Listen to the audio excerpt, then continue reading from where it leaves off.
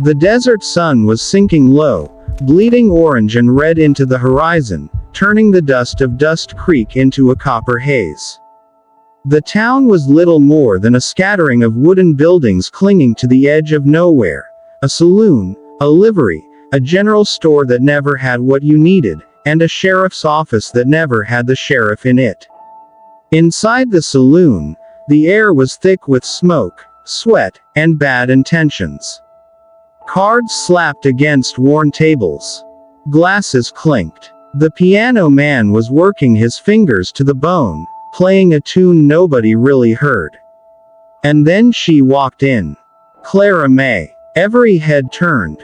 Not because women were rare in Dust Creek, but because none of them carried themselves like her. Her boots struck the floor with a rhythm that cut through the noise like a drumbeat before a hanging.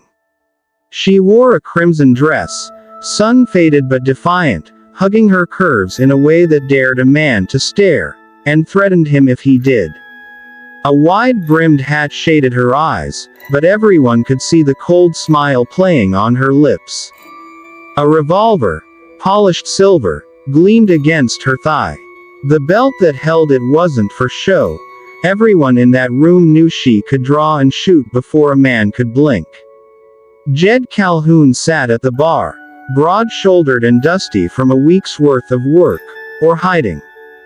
He was a rancher, sure, but not the kind that built fences and milked cows. Jed was the kind who made deals with devils and buried them when the deals went bad.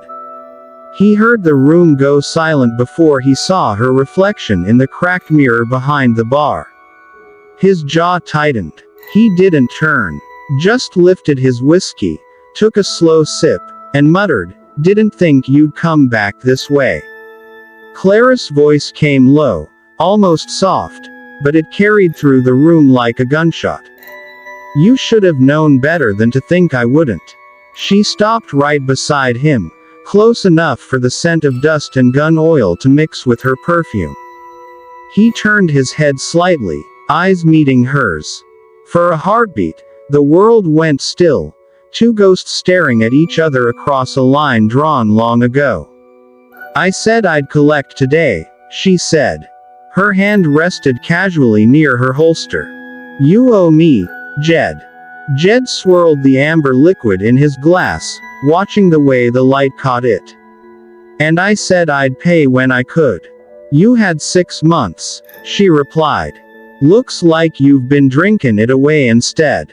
A few men nearby chuckled nervously, the kind of laugh that meant they wanted to move but couldn't look away. Jed shot them a glare sharp enough to cut skin. "This ain't your business," he growled. The laughter died quick. Then Clara leaned in closer, her lips near his ear. "Then I'll take something else instead." Jed didn't move, didn't breathe. "What's that supposed to mean?" She pulled back just enough for him to see the glint of mischief, or maybe madness, in her eyes. "I'll take it off," she whispered, every word deliberate. "Just do it." A murmur rippled through the saloon. The piano man's fingers froze mid-note. Every man in that room knew what it meant when a woman said something like that, except Clara May wasn't most women. She never said anything she didn't mean, and she never meant what you thought she did. Jed's throat tightened. He tried to play it cool, but the sweat beating at his temple betrayed him. "You don't want to start something you can't finish," he said. Clara smirked. "Who says I can't finish?" She reached up to her neck, fingers brushing the delicate chain of a silver locket that rested against her skin. The same one Jed had given her back when promises still meant something, before the blood, before the lies. "You remember this?" she asked, voice trembling just enough to make his stomach twist. Jed nodded once. "I remember." "Good," she said. "'Cause I'm done wearing the weight of your sins." Then, with a small click, she unclasped the chain. The room seemed to hold its breath as she let the locket fall onto the bar. It landed with a dull metallic clink. She flicked it open with her thumb, and a small, weather-worn photograph fluttered out, catching a sliver of lamplight before settling next to Jed's drink. Jed stared at it. His hand twitched. It was a photograph of a man, younger, bright-eyed, wearing a badge. Sheriff Cole Bennett, Clara's brother. And standing next to him, half in shadow, was Jed Calhoun. The memory hit him like a blow. The canyon. The gunfire. The deal gone wrong. The way Cole had fallen, clutching his chest, the dust swallowing his last breath while Jed stood frozen, too scared to shoot back, too scared to save him. Clara's voice cut through the silence, sharp and shaking. "You told me it was bandits. You said he never saw who did it." Jed's knuckles went white around his glass. "It was complicated, Clara. Complicated," she spat. "He trusted you. Hell, I trusted you." Her hand hovered over her revolver, fingers brushing the grip like a promise. "And you let him die." Jed's voice dropped low. "You don't know what you're talking about." "I know enough." The doors of the saloon creaked as the desert wind pushed through, scattering dust and silence alike. Men exchanged glances but didn't move. No one wanted to stand between a ghost and her vengeance. Clara took a slow step back, her hand still poised near her holster. "You think I came here for money, Jed?" He didn't answer. She smiled, but it was a cold, broken thing. "No, I came to make you remember." Then she turned, her crimson dress catching the lamplight as she headed for the door. Halfway there, she stopped, glancing back over her shoulder. "One way or another," she said softly, "you're gonna pay me what you owe." The door swung shut behind her, leaving the saloon heavy with smoke and dread. Jed stared at the photo on the bar. The locket open, the past laid bare, and for the first time in a long while, his hands trembled. Outside, thunder rolled over the distant hills, though there hadn't been a storm in weeks. Something was coming to Dust Creek. And it had Clara May's name written all over it. The wind had shifted by the time Clara stepped back into the street. The sunset had drained away, leaving Dust Creek bathed in that strange, blue half-light that made everything look like it was holding its breath. Her boots sank into the dust with every step, soft but sure, and the faint echo of her spurs whispered behind her. Inside the saloon, men murmured like a hive of rattlesnakes disturbed. Some thought Jed Calhoun would walk away from this. Others knew better. Clara May never came back for talk. She came back for endings. Jed lingered inside a long while after she left, staring at the locket on the bar, at the ghost of his own face staring back at him from that photograph. He ran a hand through his hair, rough and trembling, then pushed himself off the stool. The chair creaked under his weight, a sound that felt too loud in the heavy quiet that had settled. "Jed," the bartender muttered, polishing the same glass for the third time, "you best let her be." Jed didn't answer. He holstered his revolver and walked out into the dying light. The air outside was cooler now, but it carried that strange stillness before a storm. He found her waiting near the old hitching post, where her horse, a black mare with a white blaze down its nose, pawed at the dirt like it sensed what was coming. "You followin' me," she said without turning around, "or just trying to get yourself killed quicker?" Jed stopped a few feet behind her. "You don't understand what really happened that day." Clara gave a bitter laugh. "Oh, I understand plenty. I saw the bullet in my brother's chest. I buried him myself." Jed's jaw clenched. "You don't know what he did, Clara." She turned then, slowly, her eyes burning like coals in the dusk. "Don't you dare speak his name like that."